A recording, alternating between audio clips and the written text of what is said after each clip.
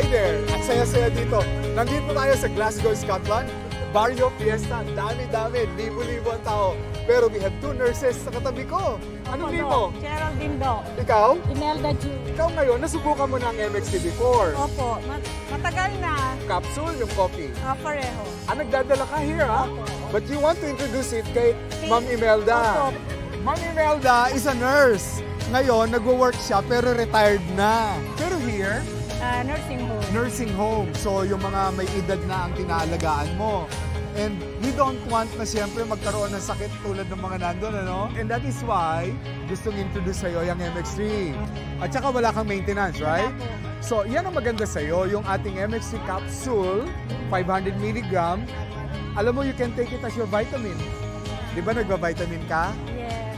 Ang kagandahan ng MX3 capsule natin, natural. Okay. At saka, Filipino. Tama, di ba? Filipino nga. Support the Filipino. Yes. Thank you! Thank you, MX3!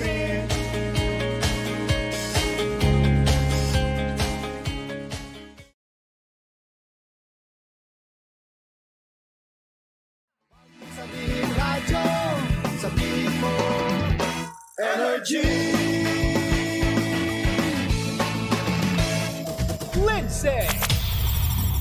Lindsay. Good morning, Panga! Good morning!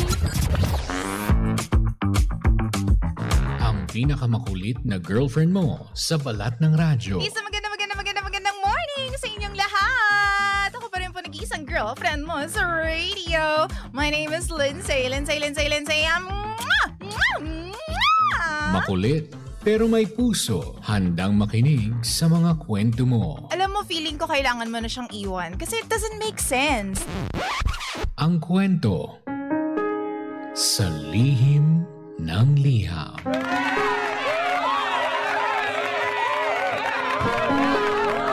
Mahal kong Lindsay. Hi! Ako nga po pala si Gracie. 22 years old at meron pong boyfriend. Well, meron pong boyfriend noon. We were together for 2 years, DJ Lindsay.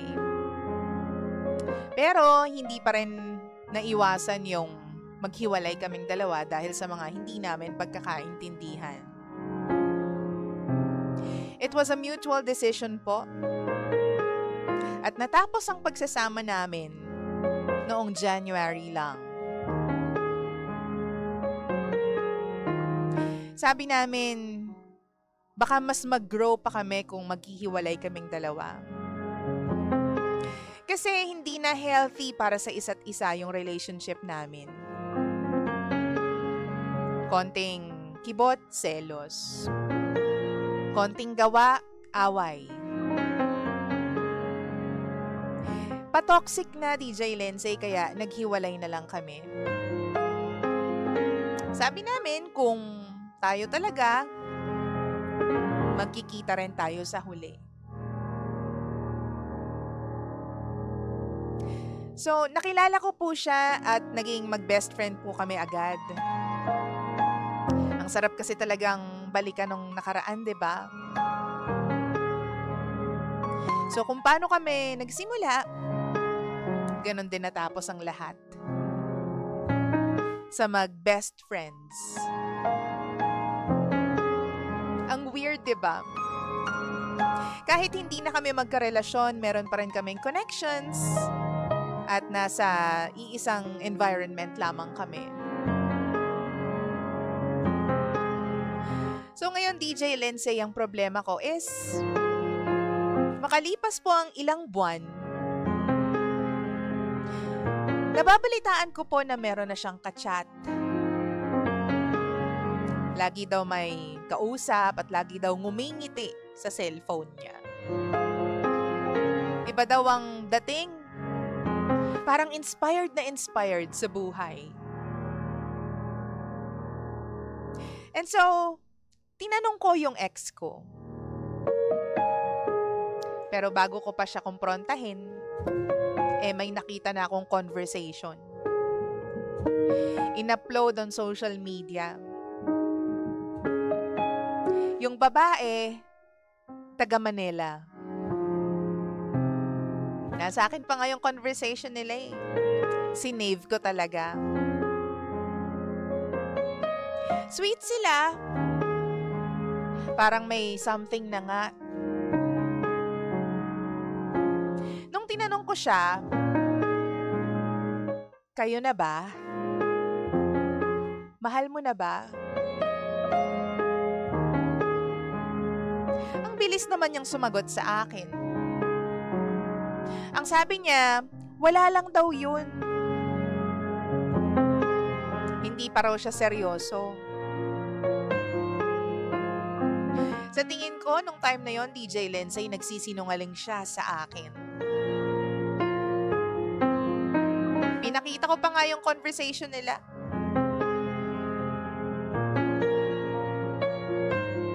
Pero siguro, hindi na siya nakapalag. Sabi niya, ikaw kasi. Bakit ba kasi bigla kang umayaw?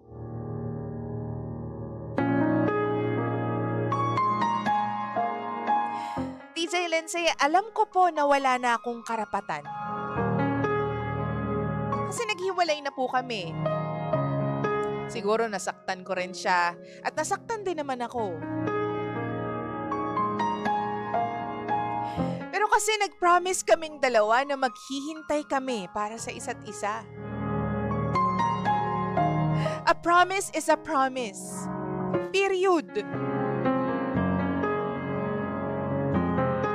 Nung sinabi niya sa akin yun, hindi niya na kailangan pang sabihin isa-isa eh. Alam kong meron ng iba. Alam kong konti na lang mababaliwala na ako sa buhay ng ex ko.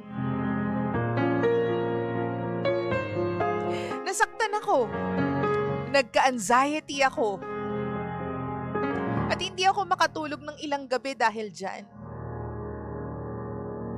Pero paulit-ulit kong pinapaalala sa sarili ko na wala na akong karapatan. Ex ko na siya.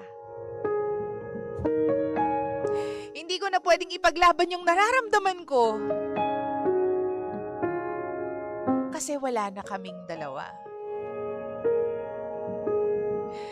Kasi hindi na niya ako mahal. Kasi may iba na.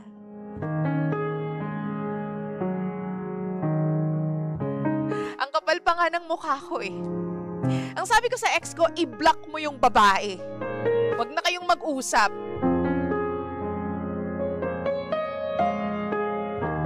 Ang sabi sa akin ng mga kaibigan namin, for a while binlock niya nga yung babae. Kaya tuwang-tuwa ako. Panalo pa rin ako. Pero nung isang buwan lang, nakita ko sila sa Instagram. Naka-follow pa rin sila sa isa't isa. So, kinapalan ko ulit yung mukha ko. Ang sabi ko sa ex ko,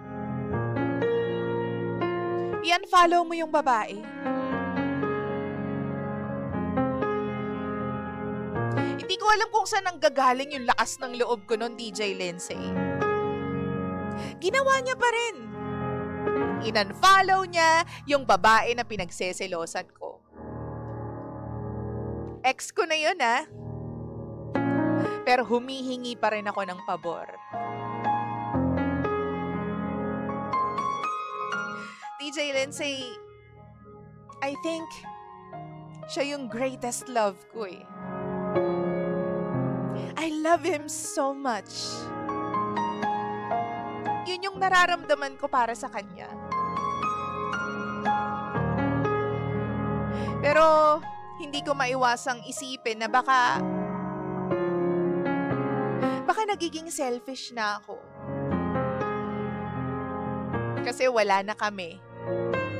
Tapos inaagaw ko pa rin yung attention niya.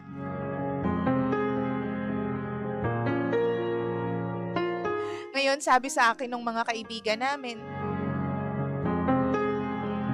madalas na raw magkita si ex at yung babae. Ang pinagtataka ko, madalas daw mag-post on social media. Pero bakit hindi ko naman nakikita?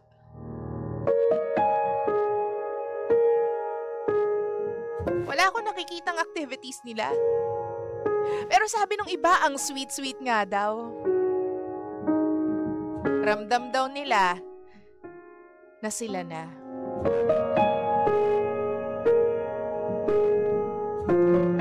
DJ Lindsay, kailangan ko bang kausapin ulit yung ex ko? Baka namang pwedeng humingi ulit ng pabor. Kasi parang hindi pa kaya ng puso ko sa ngayon eh. Baka pwedeng mag-girlfriend ka na lang kapag ready na ako.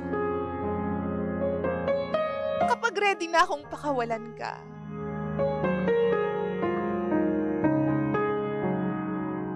Dapat pa ba akong maghintay? Tama pa ba tong ginagawa ko? Tama bang humingi pa rin ng pabor sa ex?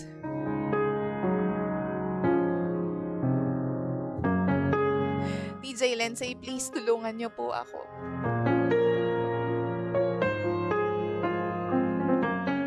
Maraming salamat po. Muli, ako si Gracie. At ito ang lihim ng aking liham.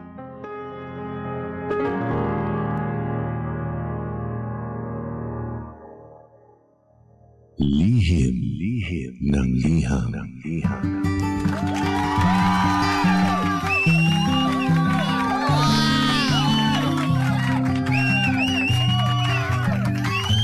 Hi, Pangga! Oras natin. Sabihin ko palungan, check your time. 19 Cam Bots! Makaraan po ang alas 9 ng nagmamagandang umaga. Make that 9:20 on the clock. Mahal ko, syempre naman, tayo pa rin po ang istasyong same-same, pero... Pangga, we are number 1. 6.7 Energy FM. Pangga, huwag mo sabihin radyo. Sabihin mo... Alam mo yung habang nagsasalita ka, parang may bumabara sa ilong mo na hindi mo maintindihan. Isang pagpapatunay na talagang tayo po ay humans, tayo po ay tao at tinatamaan po tayo ng sakit. Wow! Magandang umaga sa lahat po ng mga panggapo natin na nakatutok sa atin online, facebook.com/energyfm1067. Good morning po sa inyong lahat. At marami pong mga nagigirits na umagang-umaga, no? Galit na galit kayo dyan, ha? And of course, yung mga nakikinig po sa atin sa kanilang mga radyo, nasa sasakyan ka man, nasa bahay, nasa tindahan, nasa opisina, magandang umaga po sa inyong lahat. Nandyan ka man sa duty mo, alam mo yun, naka-standby ka dyan sa post mo. Wow! Gandang umaga po sa inyo mga kuya, mga ate, mga ma'am, mga sir. This is Lihim ng Liham, ang programang wala kang matututunan. Pero meron kang mararamdaman. Ang pakiramdam po natin for today ay...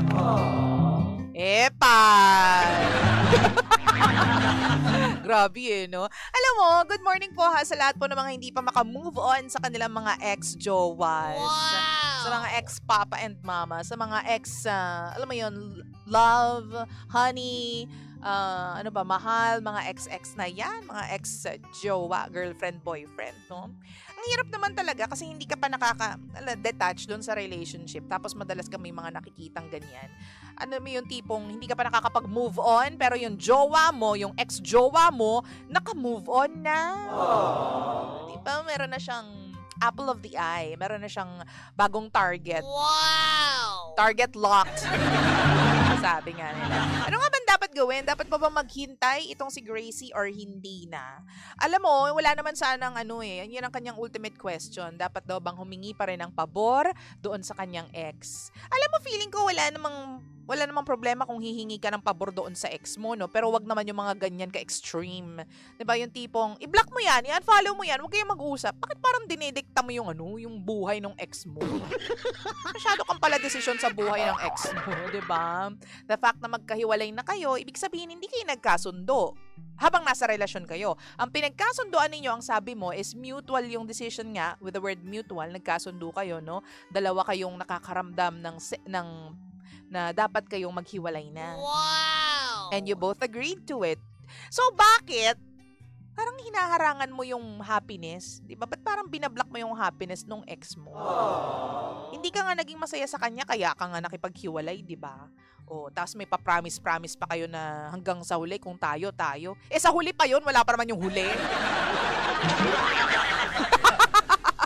Sabi dito na, Ayesha Serrano, napaka-selfish naman po ng girl. What if happy na siya sa iba? Dapat i-let go mo na siya. Wow! And by the way, you can message me your comments and thoughts about this. I-message mo ko. At hanapin mo muna ako sa facebook.com/energyfm1067. Kung nasa TikTok ka, then pwede rin naman, no? Puntahan mo ko sa TikTok.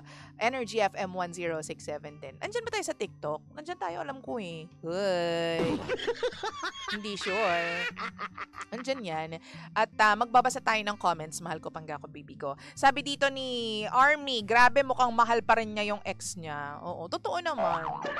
Sabi ni Darwin, ngayon na-realize mo na yung taong nagpapasaya sa kanya ay hindi na ikaw yon. Kaya sinayang mo yung worth ng isang taong nagmamahal sa'yo nang wala na siya sa'yo.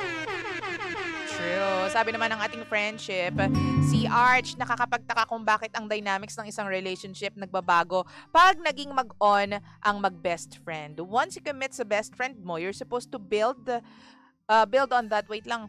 Umakyat agad eh. Wait lang. Instead of you grew apart from each other. Anyway, now nasa ex mo na siya, set him free. Allow each other the opportunity to start all over again. Detach love. Now na ex mo na siya. Totoo naman yun. Nagkasundo nga kayo na maghiwalay na kayo, pero dapat nandun din sa pagkakasundo ninyo na kung gustong lumigaya ng isa't isa, ibigay niyo yung kaligayahan na yun. Diba? Hindi yung kung kailan maligaya na siya sa ibang tao, saka mo siya hahabol-habulin. Yan tayo eh. Kapag nandyan at hawak mo, iparamdam mo sa kanya kung gaano mo siya kamahal. Hindi yung kapag wala na siya, saka kahahagu-hagulgul dyan. Wow! Saka ka maghahabol, saka mo sasabihin na, he is my greatest love. Well, valid naman yun. It can be that he is really your greatest love, but paano mo ba maipaparamdam sa kanya yun? Eh, wala na nga kayo. Hindi na nga kayo magkarelasyon. Irespeto mo naman kung ano yung nakakapagbigay ng happiness doon sa ex mo. At kung ibang babae yon, wala ka ng kinalaman dapat doon. Dapat nga suportahan mo pa siya. Kasi yung happiness na binibigay ng babae, yan yung hindi niya nakuha sa iyo eh. Kaya nga kayo naghiwalay. Wow! Diba? Incomplete yung happiness, hindi siya fulfilled, hindi siya satisfied doon sa happiness na nararamdaman niya with you. 'Di ba? Kaya kayo nagkasundo na maghiwalay. Kasi kung hindi naman kayo maghiwalay, 'di ba? Hindi kayo magbe-break kung talagang masaya kayo at kung pinili nyo na pasasayahin nyo yung isa't isa kahit anong mangyari. Sana kayo pa rin hanggang ngayon. Kaso hindi ganun eh. Nagkasundo kayo. Sinuko nyo agad. Ay, di tayo happy. Di tayo magkasundo. Lagi tayo nag-aaway. Lagi tayo nagseselosan. Maghiwalay na lang tayo. Wow! O yung isa pumayag din. Ay, naghiwalay nga kayo. Dali nyo kausap. Dali nyo kausap pareho, di ba? So, nung naghiwalay na kayo, dapat kasama ng being apart ninyo sa isa't isa is yung acceptance na maaaring pag naghiwalay kayo, may iba nang hahawak sa kamay mo. Meron ng ibang magpapahalakhak sa'yo, meron ng ibang magpapasaya sa'yo, meron ng ibang magbibigay ng ningning sa iyong mga mata, di ba? Wow! May iba nang mag-good night, good morning, good afternoon sa'yo, kumain ka na ba? May iba nang magiging source ng happiness. Kasi hiwalay na kayo eh. You had your time. Pero wala kang ginawa. Siguro meron man, but it wasn't enough. So ngayon na may nagpapasaya, may ibang bumubuhay sa, natutulog na puso at kaluluwa nitong ex mo, let them be. Let them. Kasi it's being so selfish of you. Ikaw, kakahabol mo sa ex mo, baka mamaya, you're actually blocking the, alam mo yun, the blessing na dapat para sa'yo, yung tao na dapat para sa'yo. Pero hindi dumarating sa'yo at hindi pumupunta sa'yo kasi you keep on following yung ex mo. Hindi dapat ganun. Diba? Lagi kang humingi ng update tungkol sa ex mo. Feeling ko tuloy hinaid na sa'yo yung mga mga updates. Hinaid ka na dun sa, di ba sa settings ng social media. Hindi mo tuloy nakikita yung sweet-sweetan nila. Kasi, hindi ka okay kasama. Kasi, medyo epal, be. Oo, ganun yun. Siyempre, kung masaya ka, tapos may ibang tao na humahadlang sa happiness mo, anong gagawin mo? Eh di medyo itatabi mo yung yung toxic, 'di ba? Itatabi mo siya, ibabalot mo, tatapon mo sa labas. Yun talagang katotohanan ng life. Lalo na kapag bagong relasyon, ay nako, ang tigas ng ulo ng mga yan. Wow! Mahirap turuan. Ang bait mo pa nga eh. Actually, ang bait pa nga nung ex mo pala, hindi ikaw. Hindi ikaw! Ang bait pa nung ex mo kasi kinakausap ka pa niya. At kahit medyo nakakabastos yung i-unfollow mo yan, i-block mo yan, wag mo yan kausapin. Nakakabastos yun ha. In-entertain ka pa rin niya, kinakausap ka pa rin niya. Diba? Ang bait ng ex mo actually. Feeling ko talaga masama ugali mo. Ikaw yung may problema. Kasi masyado mong kinokontrol eh. Minamanipulate yung sitwasyon at yung mga desisyon ng ex mo. So, pangitang-pangita na bakla, ikaw yung may problema. Sabi ni Josa, sa true, kunyari pinagbibigyan ka lang pero matapos na issues mo, tapos hinaid na lang sa'yo yung stories. Ha ha ha. Sabi ni Snowflakes, huwag masyadong feeling important.